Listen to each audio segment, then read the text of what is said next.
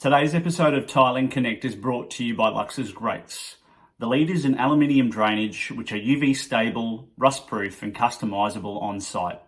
Available in your local tile or plumbing shop. G'day everybody, Mark here from Tiling Connect. Welcome to today's episode. Another great day and another fantastic guest on today. I have the honour and privilege of having Morgan Brady on from Pearl Interiors, who I connected in with recently at the home show in Brisbane. Noticed her stand out of the corner of my eye and was compelled to go and have a chat. And she gracefully accepted to come on to the show. So Morgan, thank you so much for joining us today. Thanks for having me, Mark. It's great Cool. to be here. Oh, fantastic. Great. Yeah. And look, I'm not sure if you've caught any of our past episodes, but we're a big fan, or I'm a big fan of diving straight into the episodes and really giving the stage to our guests, because it's all about, that strengthening the business of tiling. And I know that design plays such an enormous part. But let's start at the beginning. Tell us about you and Pearl Interiors, and give us a look on your background. Okay, so where to start? I guess at the beginning. My parents, my mum was a fashion designer. My dad is quite the entrepreneur, also building and creating different businesses, selling them. And it initiated us moving around the country a lot, which initiated my mum redesigning a lot of homes. So I was often amongst that growing up, never really considered it as a job or a profession at any stage of my life, really, until much later on. But always really inspired by creating and renovating. We've gut renovated homes all through my childhood. And then I moved to New York when I was 19 years old. My mum is American, so I have dual citizenship, which is very amazing. Yes. And while I was there, I studied a few different things and landed in a creative agency. So my role there as an agent was to basically connect creatives with the client. So choosing who was best for what job based on their artistic style, preference, flair. I loved that work. It was really exciting. I feel like I was very good at that middle project management, creative space. I love organizing. I love working with people. I've never been the artist, or so I thought. So this was a place that I really felt comfortable in, being able to translate the vision through the creatives. So then, fast forward a few years, we find ourselves back in Australia with now a husband and growing family, and we just start renovating, and it just becomes part of our life. And it was an easy thing for me to pick up. I knew the vernacular. I knew what it was like working with trades. I knew the mess. Maybe it was subconscious or ingrained, but I knew the stages of a renovation. And I always had my mother's language in my mind of how color works and how shape works, and to expand a room or to create a nook. So that was something that I think came really naturally to me because of my childhood. And then I thought I went and studied and did a bit of education just to kind of polish up. I don't think as an interior designer it's super necessary. I think it's more about having skill. So I kind of polished myself up a little bit. And then with 2 young kids at home, decided to birth Pearl Interiors, my third baby. Awesome. And it kind of went gangbusters. It was at a really great time where people were buying, especially on the Sunshine Coast. They were getting in at a really great market. This is about 3 years ago. And looking to put a bit of extra money into enhancing their space and making it more their style and more their home. So yeah, we've branched off a little bit in terms of our offerings, which is really exciting. We do like a full service, which we love. We get to create with our builders and our teams and our trades, and really have this like exponential transformation. Yeah. We also have something called Design Concierge, which we get to come in and really liaise with clients, and this definitely falls in the tiling realm. So there's lots of people that will renovate and they're not quite sure how to do it, right? Yeah. Like, so plumbing, electrical, tiling, all that stuff. And I have a real love for being able to provide a service and to really be able to help people kind of push their limits and not make mistakes. Yeah, that's So cool. Wow. here we are. Yep. And here you are today. How long were you in? Oh, sorry, I'm going to ask a few questions here because I'm very curious. I love New York. I was there in 2015. It was only for 3 weeks, but it was absolutely bloody amazing experience. Yeah. And it was my first solo trip overseas. So no girlfriend, no partner. My girlfriend was back home, and I started in Las Vegas, and that was, a very interesting 4 or 5 days, and then went to New York for 2.5 weeks, just prior to Christmas. So, but an amazing, and this is obviously pre-COVID. I haven't been back since, but incredible place, big city, massive buildings, architecture's incredible. Just the High Line, just everywhere you go, it's just. Yeah. There's just so much culture, and it's very interesting the boroughs that are there as well. And when you go around to different places, so yeah. So how you were there? Were you there 4 or 5 years? I was actually there for nearly 13 years. Oh, okay. Wow. So I consider New York. I die for New York. I consider New York my other home, my other space. All my family still live there, so it's a place that I go back to yearly, once a year. Yeah, right. Yeah. That's awesome. Whereabouts are your family in New York? So my parents, my mum now lives in Jersey City. Okay. Yep. So she's got a view of the skyline, which is lovely, but she's bought an RV and traveling around, and my dad's downtown. Yeah. Yeah. Wow, that's very cool. Yeah. Awesome.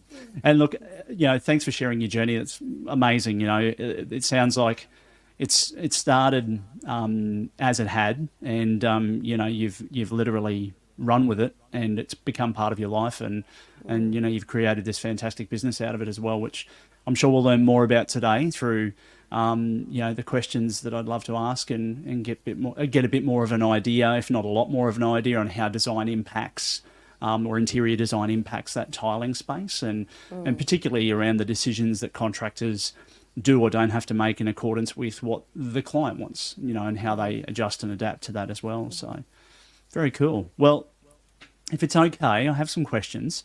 So I'm going to kick off. Obviously, so you're on the Sunshine Coast, right? Yes. Yep. Oh, we're in cool. Oh, well, one of the best places in Australia. We did. We landed in heaven. Yeah. I suppose for me, and for the wider community as well, I'm very curious to hear from your perspective what role design plays in determining, the type and style of tiling used in interior spaces. Well, yeah, it's a crucial role in designing interior spaces. Depending on the location that's being tiled, you need to think about things like functionality, aesthetic, how large the space is. But tiling has, I think, really kind of evolved into this really playful, so I don't want to say the word thing, playful design aesthetic, where we can play with pattern and the expanse of tile, the access to tile, and all different tile is really important. And diverse these days as well, but yeah. Are you finding that with tiling, particularly, because I've been in building products for 21 years, I'm not sure how much I shared of that with you prior to today, but tiling, when I started in the early 2000s, I reckon there was 5 colours, there was 3 sizes, and that was about it. Like, it was pretty standard. And back in the early 2000s, there was an enormous investor market. So a lot of people weren't particularly fussy about what went in there. And I still remember the days when, you'd have like this 450 by 450 floor tile, you'd have a white wall tile, you'd have this Lestello somewhere from Spain or Italy, and you put that 3/4 of the way up a wall and bang, your tiling's done. That's everything Today, we're demoing now, Mark. Yeah, absolutely. I see it. We're getting rid of all of it. Yeah. and today, I reckon there's 1.5 million colours. I don't know how they've done that. There's like 40 billion, different sizes and shapes, thicknesses. It's crazy. It's out of control. Yeah. Like And I we remember. have access. Oh, sorry. No, you're right. I was just saying, how do you pick? Like, where do you start and where do you end? Like, how is that process? It must be hard. Well, first I'd like to just understand the client's vision. So, what are they trying to create in that space? What is the mood? What are their style preferences? It's really important for me to know colors that they really don't like, as well as what they are gravitating towards.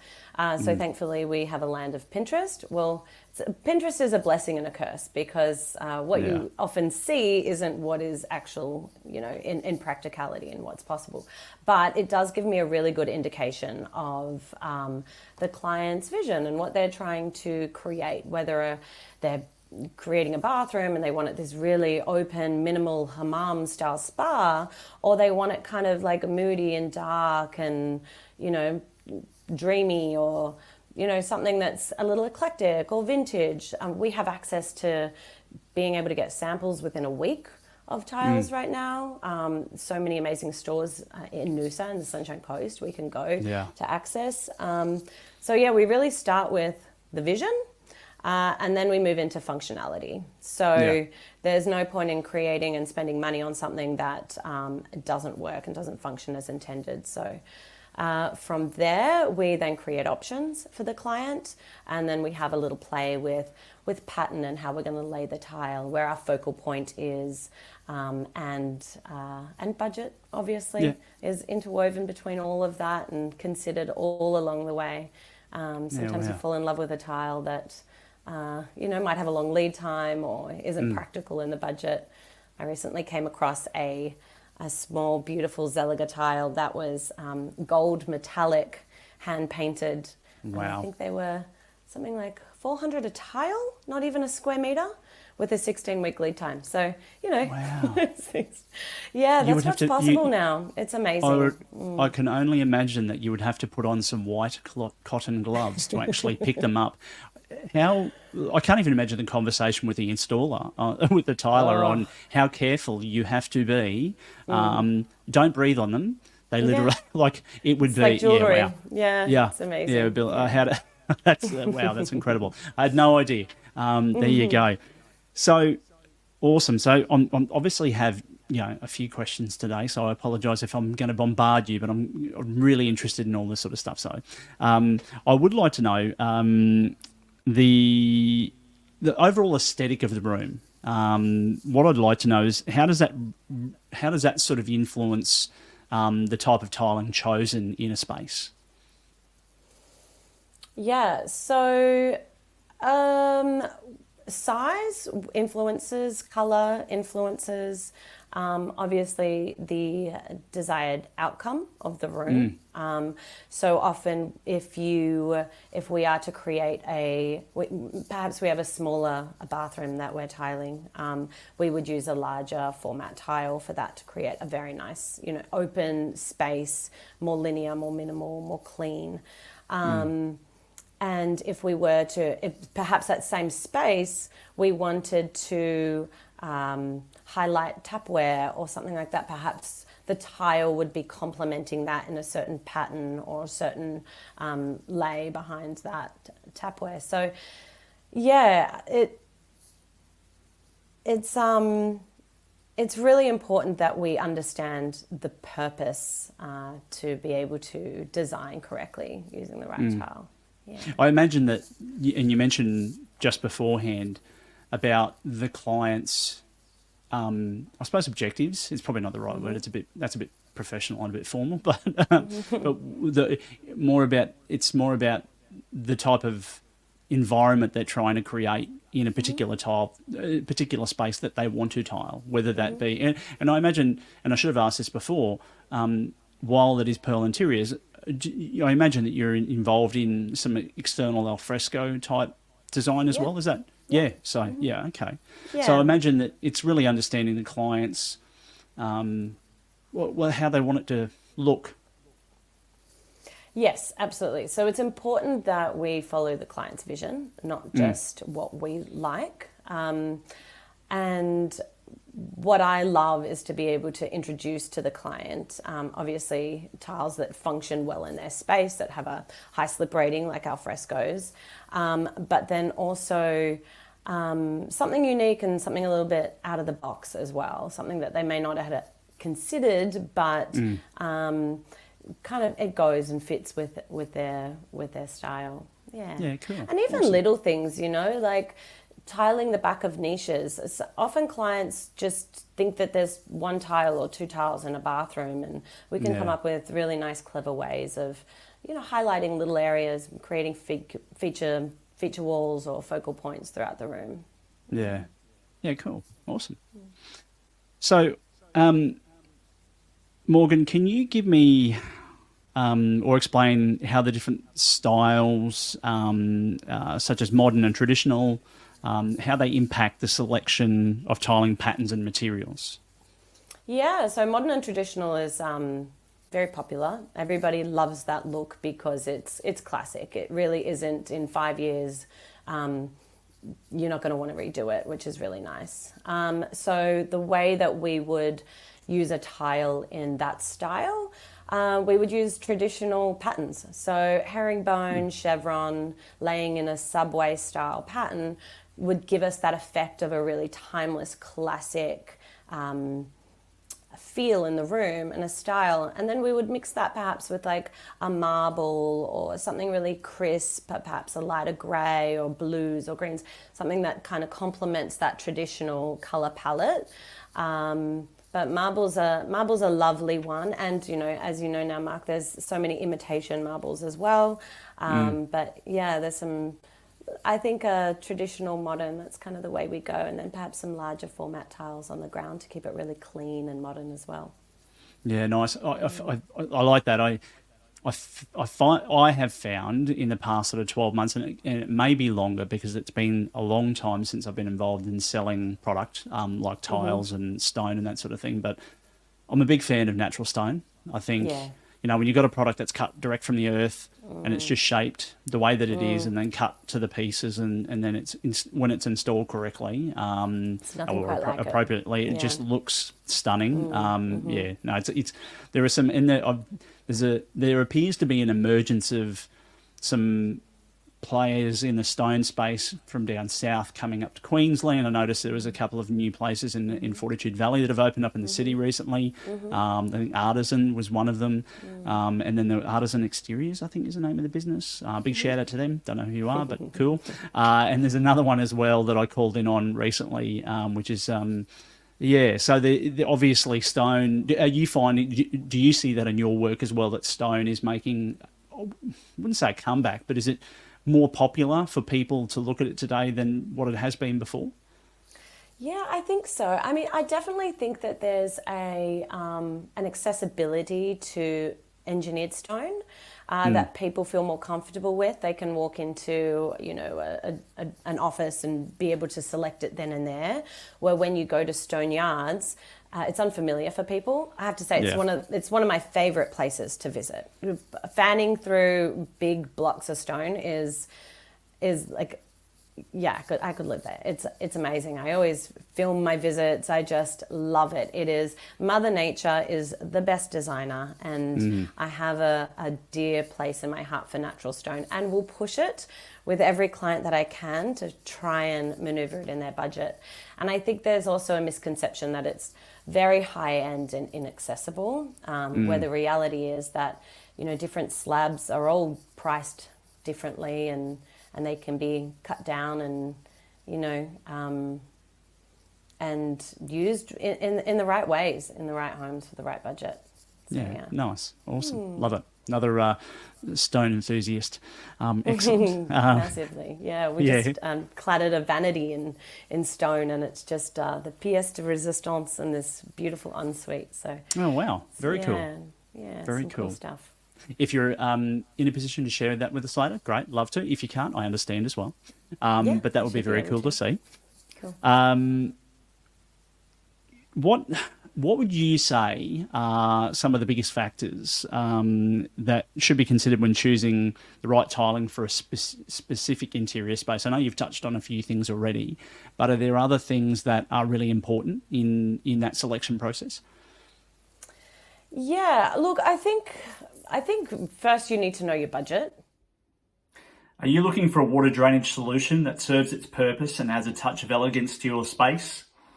Lux's Grates are here to revolutionise your indoor and outdoor spaces. Whether it's your shower, bathroom, balcony, pool, or any other area, Lux's Grates is the ideal choice. It's quick and easy installation that you can bang out in just over an hour. Their standard grates offer a classic and timeless look, while the next generation style adds a modern twist. Lux's grates are made of high quality anodised aluminium, ensuring durability and longevity.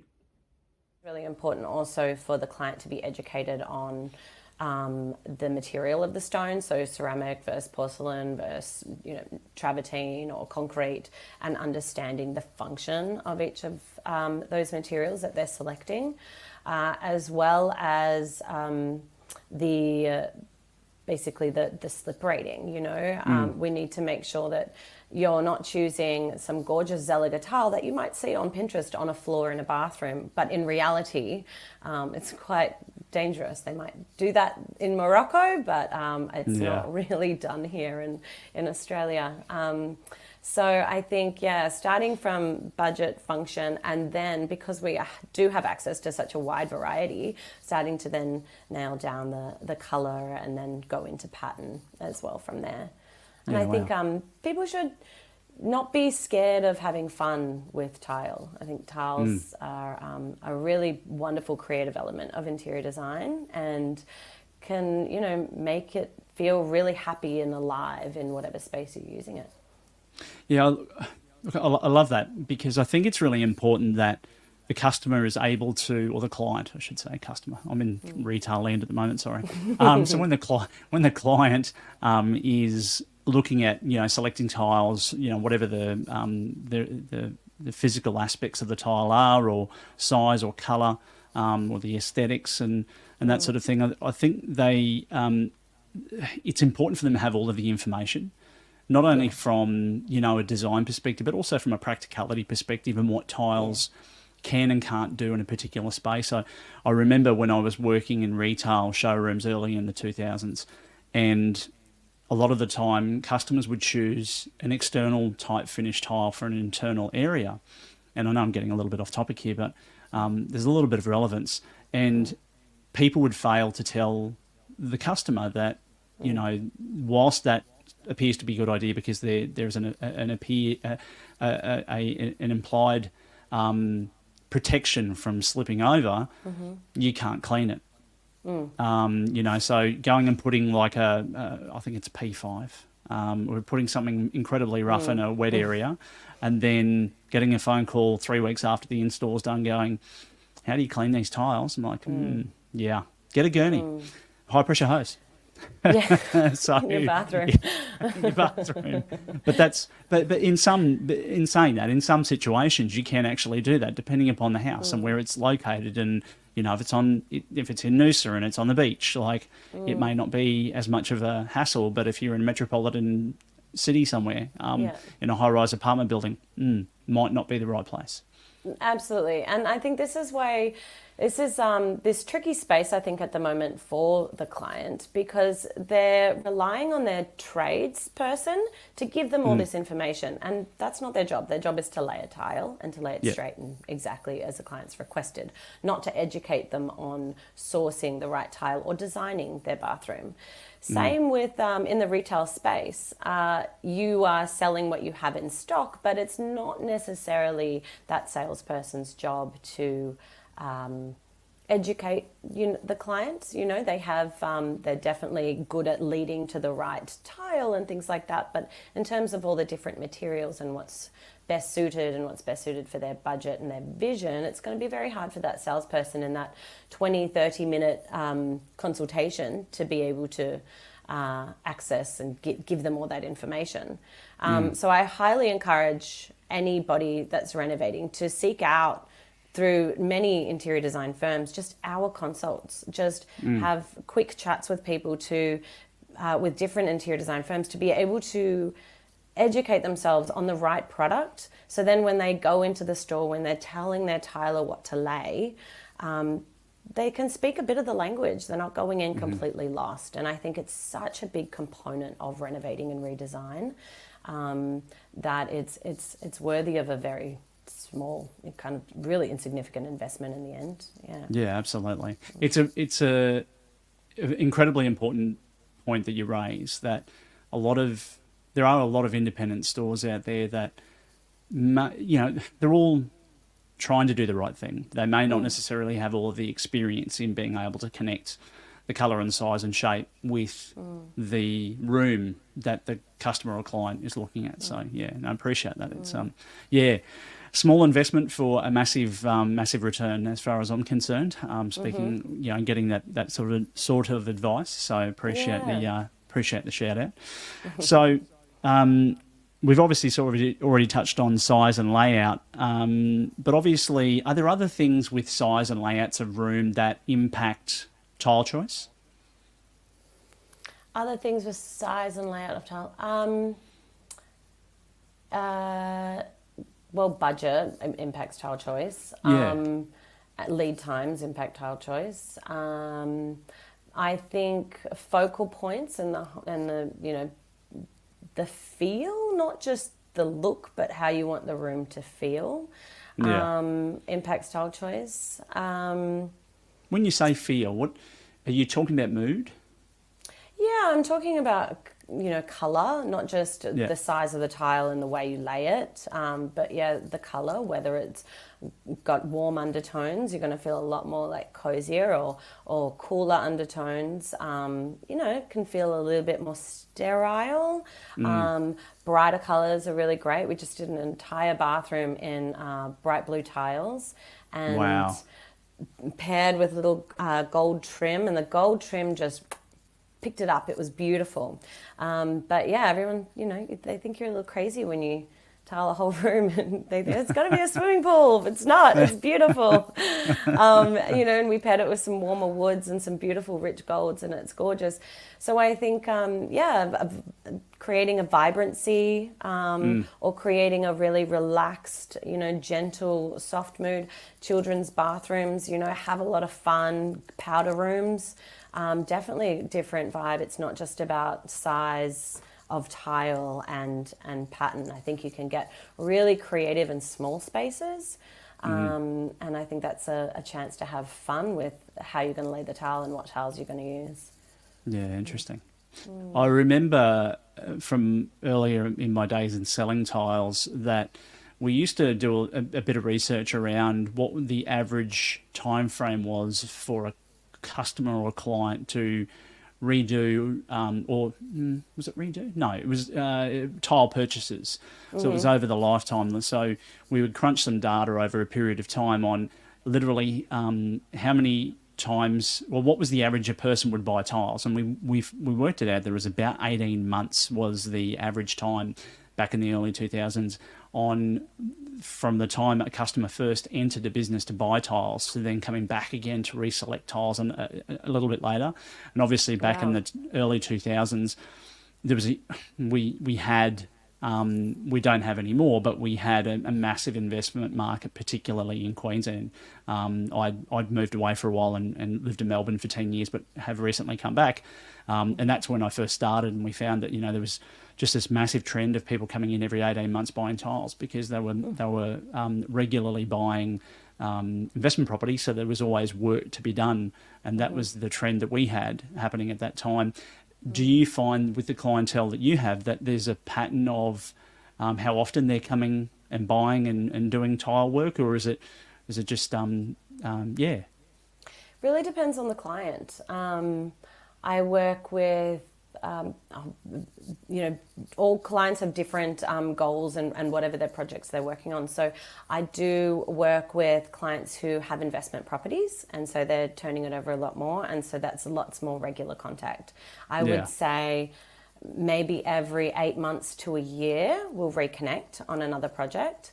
And then a lot of people, family homes, do it in piecemeal. So they might focus on their kitchen, and we're selecting a tile for their kitchen, and then they're going to do one bathroom at a time so that the family can live in the house during the renovation, which is very economical and smart, and it's less disruptive. And so, in that instance, it's probably about, every 4 to 5 months we're revisiting the project. Cool. I do like to, if I'm putting together a schedule, I like to know everything beforehand and have the client pick and choose and sign off beforehand. I hate for my clients to miss out on long lead times or out of stock options. We hate to split batches. So as you know, you might order a tile today for bathroom A, and you want that same tile for bathroom B, but you're not quite ready to demo and start that project. Well, when you get that tile for bathroom B, it might be slightly different color. And I hear a lot of really unfortunate horror stories of people that have ordered too little, and then they go to reorder even, a few weeks later, and it's slightly smaller, or it's different tone or different shade. And these are factory made tiles, and nothing is that perfect either, unfortunately. Exactly. Look, another amazing point that you raise, and I mentioned this in my social post only about a week ago about ensuring that you have enough tiles for your project. It's so important, and I think the industry standard when I was selling tiles was around 10%. I think in some cases it can be as high as 15% extra. Definitely, to ensure that. Sorry, you go. Sorry, pardon me, Mark. I was just going to add to that, like it also depends on the tile. Right now, Zeliga Moroccan tiles are having a big moment. They're really unique, really a bit of a wow factor, high shine, nice polish gloss to them.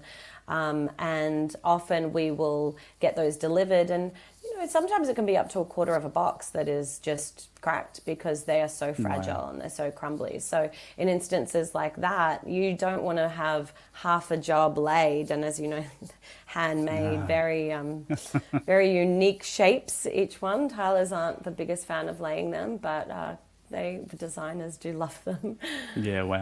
Super cool. Very good. Can you share with us what are some of the more popular trends? I know we've touched on a few things already today, but what are some of the more popular trends in interior design, and how they're sort of, enhancing particular spaces? What's happening out there in the industry at the moment? Well, tiling related is actually really cool. I haven't seen any firms bring it to Australia yet, but I'm seeing a lot of ceilings tiled over in the States. And I have to say, it's really quite a unique wow factor. You can keep a classic kitchen and then, pop it with a really beautiful high gloss tile. So I think it's quite practical, as well as, I don't know if you've ever had a blender mishap, but it makes its way to the ceiling. So I think it's practical, but it's also really, really beautiful and unique, and quite a really cool wow factor. I see people tiling behind bed heads, which I think is really interesting. I haven't. We're moving into this space of this very kind of Tulum-y, Moroccan-y beach coastal vibe, and I think it's picking up from there. So like I've seen beautiful maroon gloss tiles framed on as the bed head, which is cool. I'm glad people are doing unique things. It's hard to be original anymore, so, and anybody that's experimenting is fun. I see lots in coffee tables, different countertops being tiled. What else? Internal niches are always fun to tiles. I mentioned that earlier. Accent walls. Best place to have fun with a tile, I think, is around a fireplace, if you're lucky enough. Yeah, wow. That's very cool. Yeah, but there's Awesome. I think with the accessibility of tiles all around the world, people are really looking at it as a very core design element now, not just this, 300 by 300, slap it on the ground, terracotta version that we are ripping up. Yes. Yeah, well, more often today probably than ever before. Yes. I think casting my mind back to when I started in the industry, I think the average home had a tiled area in the home itself. Was average age was probably about 15, 20-year old before they decided it was time to rip it out and start again and put something fresh and new in. And Yeah. I imagine that today that time frame is probably shortened, but also depending upon people's budgets and what's going on in the outside world for them. But definitely, I'm certain that with all of the different design options and the different colours and things from around the world, that time frame is probably shortened considerably.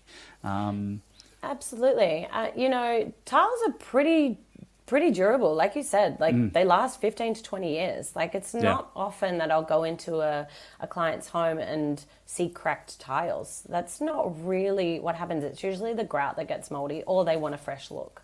And I think you're right. With the accessibility of everything, people are moving into a new home, and the bathroom's fine. Maybe it's just a few years old, but they want to have fun and they want to put their mark on it and they want to design it to their style, and they can.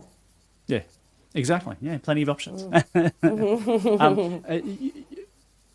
Morgan, do you have to? I should have asked this ages ago, actually, but part of the process that you're involved in with the design piece.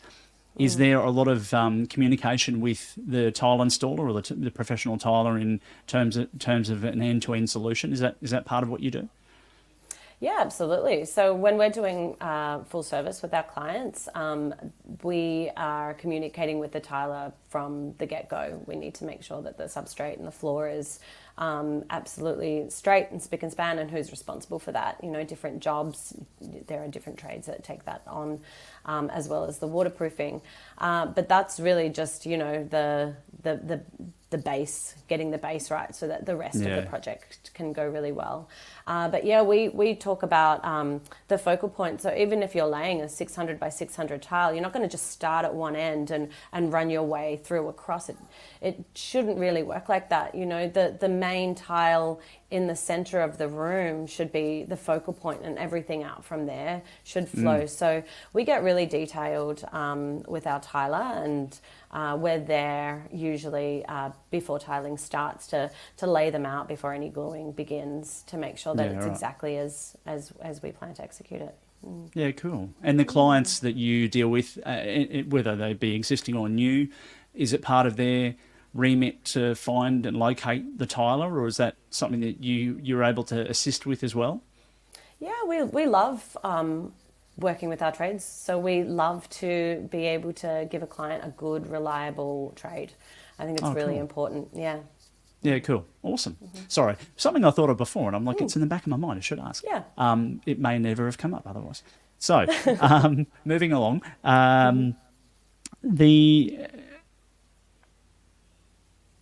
talking about tiling choice. Yeah. How does that impact the functionality and the practicality of a room? Well, the slip rating of the tile choice needs to be correct. It needs to prevent accidents and have any issues in the future. The components of tiling choice are color, shape, budget, basically. So, yeah. Okay, cool. I'm trying to think of, yeah. No. I know that we've touched on a few of these things before, and it's really interesting. There's so much about tiling, but when you talk about the functionality and practicality and room sizes and that, it's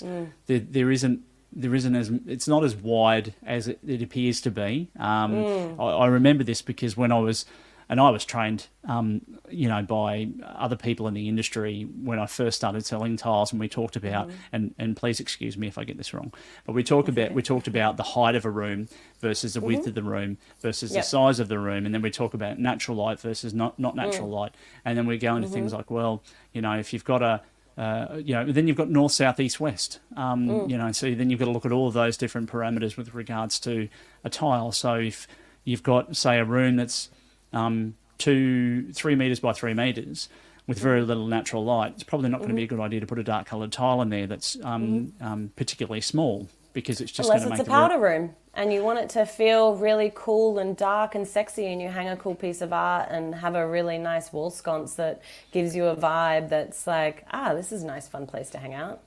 Yeah. Exactly. See, designer, not designer. I learned on the fly. I love it.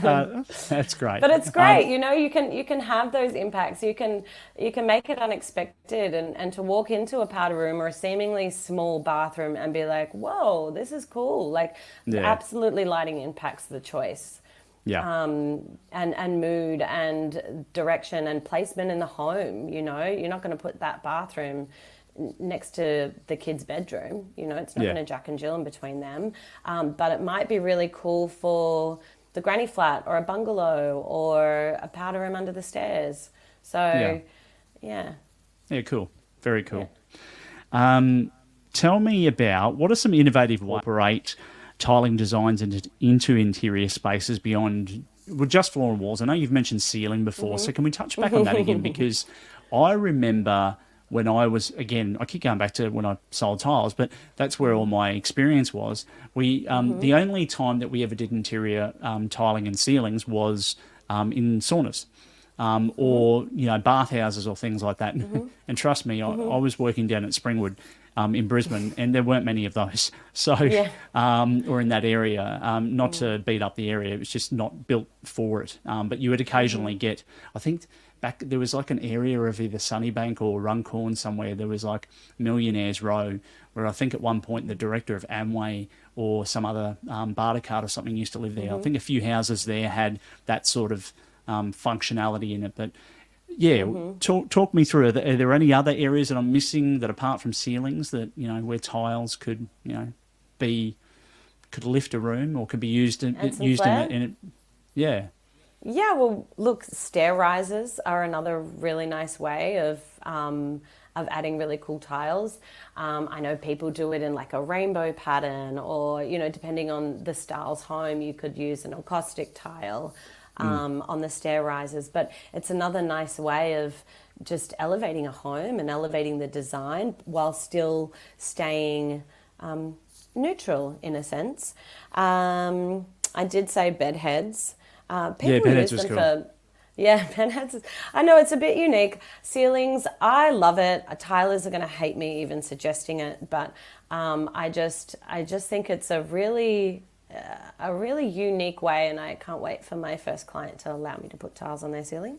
Oh, nice. Ceilings in a bedroom. Ceilings in a kitchen. Yeah, but I'm wondering about a bedroom though? That would be pretty cool. Yeah, reflective. I think above a pool table in a games room could be really cool, or in a bar. So behind bars are a really fun way, like, antique mirror tiles are really cool. Behind ovens, again, to kind of have that feature tile in the kitchen if everything else is quite neutral, rather than a stainless or just carrying the backsplash through.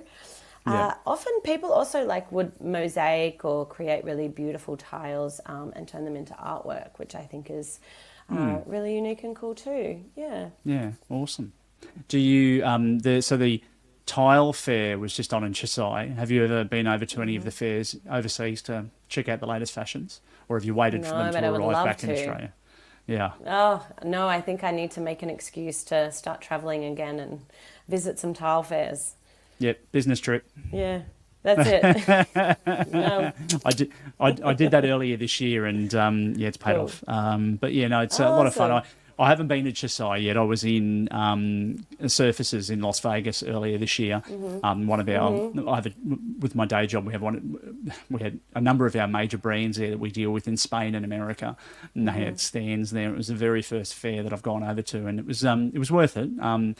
I wouldn't do it every 12 months at the same place, but certainly Chisai is one of those places that I want to go. I'm hoping that next year my partner and I can head over there, do a bit of business for 3 or 4 days and then check out and just not do anything for the next week and a half. So yeah, extend it a little bit. Absolutely. Yeah. Nice. Very cool. So before I go into the next question, one of the things that I have failed to ask that I'm very interested in, and we touched on this when we met at the home show, and you talked about disrupting the industry. And talk to me a little bit more about that. How does what you do differ from the mainstream? And I don't want to say mainstream because it's probably not the right word, but how does it differ from what other designers, interior designers are out there doing today? Yeah, thanks, Mark.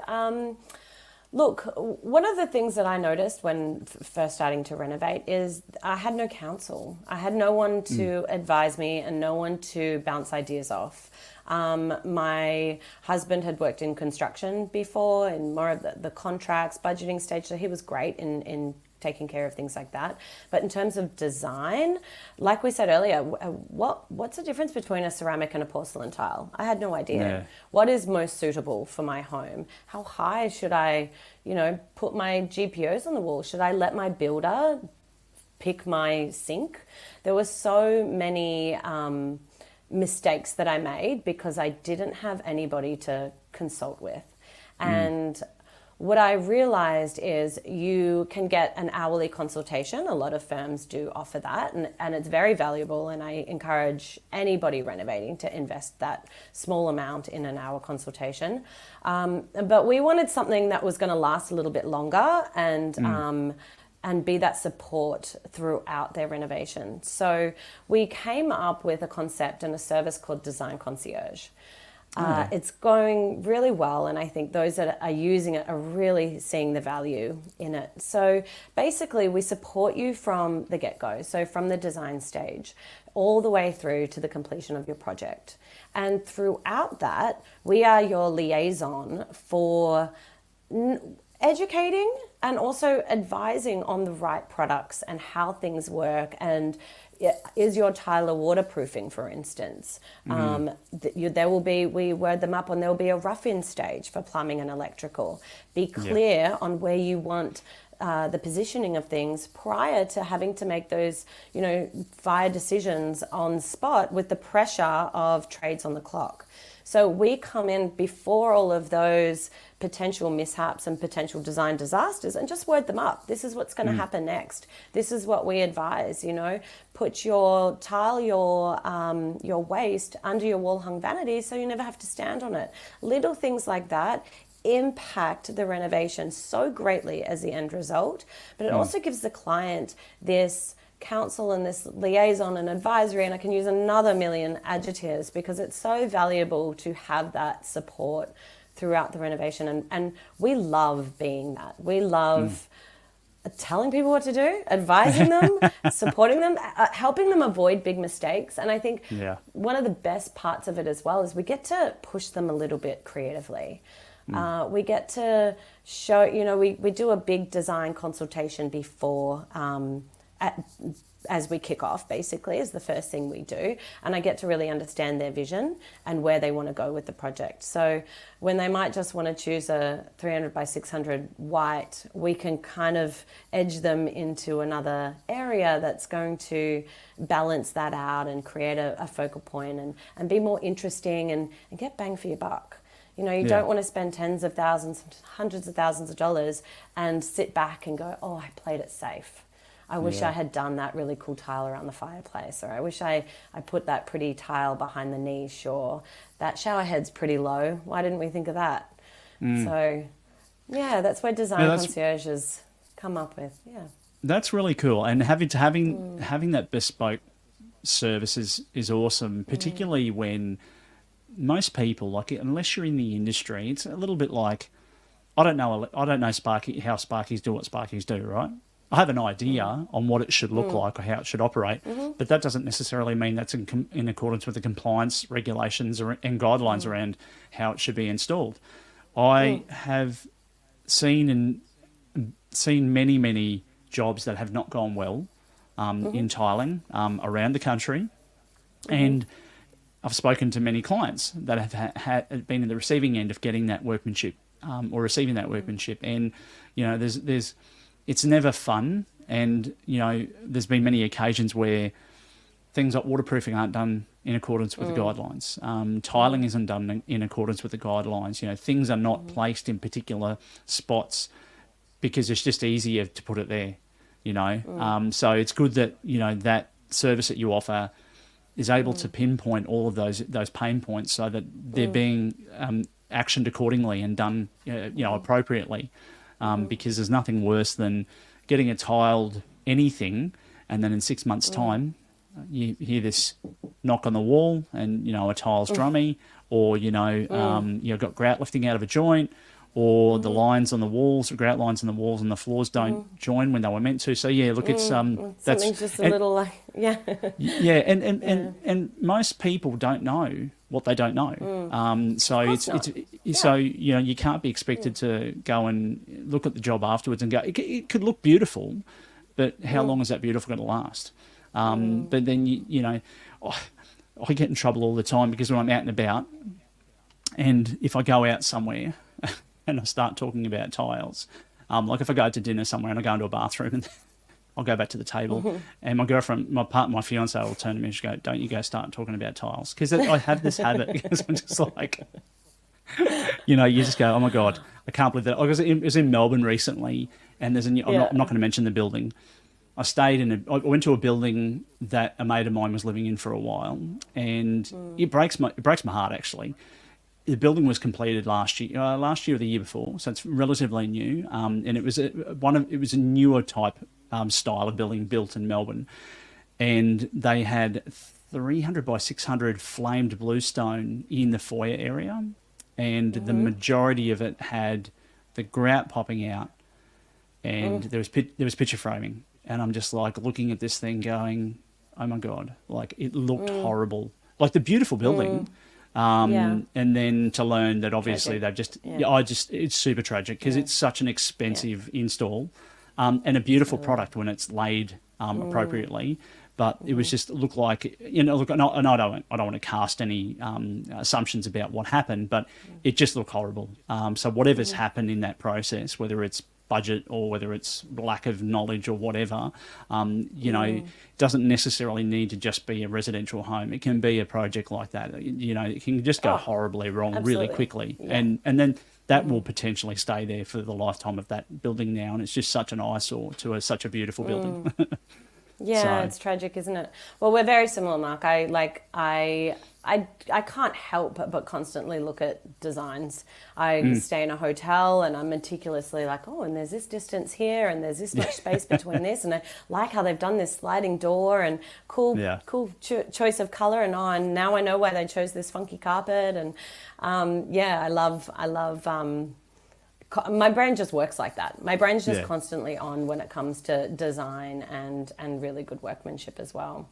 I just wanted to mention as well with Design Concierge, like builders absolutely love that because our brains are on all the time, because we are constantly thinking of design. We're taking that off the plate for the builder, and we're really redirecting that to the client and helping them make all the decisions. Where in the past, and with, most often, talk about disrupting the industry, most often it is the builder that is choosing the products and making the decisions for the client, where the focal points are, and how things are going to lay and sit and what grout color they're going to choose. So it's been a really welcome service within the industry, which is great. That's awesome. Yeah. Well, kudos to you. I love it. I have one final question before we get into our fast track questions, and then I'm going to let you go. But we can't go until we do the fast track questions because they're really cool, and lots of fun. Can you provide me Can you provide maybe myself or the community some tips for homeowners and or other designers on how to choose the right tiling design, I suppose, that complements the overall interior design vision? What are your best tips? Or top My tips. best Don't give it. tips. Don't give them all away, because then you'll have competition really quickly. So Look, I would say definitely have fun and trust your gut. Stay true to your vision. Make sure you have a very clear mood board, however you want to collate that, and then reference. Go back and reference it constantly, because any questions you have, it's all there. It's all already there. Do really unique things that might seem a little outrageous, like perhaps do, skirting, tiling the architraves. And that's a cool idea. yeah, it's a cool idea. It has a nice impact. Blend tones. Get a color wheel. That would be my hot tip for anybody that's renovating or doing a new tiling or bathroom or kitchen project that involves choosing lots of fixtures and finishes and colors and tiles. Get a color wheel. They're like $5 on Amazon, and it'll help you stay in the family of colors. It'll give you a clear direction and kind of keep you on track. Awesome. Great advice. I love it. And what I love most about today is we're talking all about tiling, not that there's not other components to interior design and exterior design. Yet the more we talk about tiling, it strengthens the business of tiling, and that's what we're all about. So that's awesome. So, Morgan, before we wrap up today, we have a theme on the show which is called Final Fast Track Questions. So I'm going to fire some questions at you, and hopefully you've got an answer for every single one of them. I'm sure you do. But don't be too nervous, because I always start with a fun one. On a scale of 1 to 10, how weird are you? Or 9.5. Excellent. Love it. What do you think the world's going to look like in 5 years' time? I think we're going to be more community orientated. I think we're going to be more collaborative, and I hope we're kinder. Excellent. Love it. Me too. If you could be remembered for one thing, what would it be? I would say for being grateful for whatever I have in my life. Beautiful. Tell me really about... Cool design. Yes, yeah, absolutely. I have to be. Tell me about, look, I'm not going to preface this. Tell me about the 3 most influential people in your life and how have they impacted you. Ooh, okay. Oh, that's a big one. Only 3. Okay, 3 most influential people in my life and how they've impacted me. I'd say my dad, definitely. He was he's a go-getter. He's always thinking. He's just a born entrepreneur, and I have that in my blood because of him. Awesome. I would say there's somebody that's really influential in my life right now, a person called Erin Deering. She's really cool. She kind of shows me that abundance and possibility and working hard really pays off, and that's amazing. And then I'm also going to say my husband, because he is incredibly supporting, and that influences me a great deal. He teaches me all about love all the time, and that's really influential. And kindness. He is just the kindest human to everybody, and I want to be more like him in that way. Awesome. Shout out to all 3 of those people. I don't know them, but you're amazing. Thank you. Morgan, you've been incredible today. One of the things that we obviously always do like to do is connect in our guests with the wider community, because it's really important, and it goes to strengthening the business of tiling. And as we all know, particularly post-COVID, that we can pretty much do anything anytime we want. I think that was probably one of the biggest lessons that I learned during COVID, is that we're all now so more better connected. I think that we are. How does someone reach out to you? What's the best way for someone to connect in and get a hold of you if they want to connect post show? Yeah, well, look, if they have a smartphone and they've got Instagram, they can come and connect with us at Pearl Interiors AU. So we answer all our DMs. It's a nice, easy way to connect. Otherwise, you can visit our website, which is pearlinteriors.com.au. That's a great way of, you can shoot us an email. We've got all our contact information there, and we're really responsive. Very cool. Awesome. And I will make sure that we put all of that information in the show notes so that people can get a hold of you when they're ready. So that's very cool. And again, thank you for agreeing to come on the show today and being a part of the show. And it's amazing to have, some different aspects to what we've been doing here for the past sort of 18 months with Tiling Connect, and bigger and better things in ahead of us, and that should be great as well. So again, and as we like to coin it in every episode, until next time, stay connected, and thanks again for being here. Thanks so much, Mark. It was tons of fun, and we love tiles. Tiles are great. Yeah, we do. We all love tiles. Keep tiling, goddammit. Keep tiling. Thank you, Morgan. Thanks, Mark.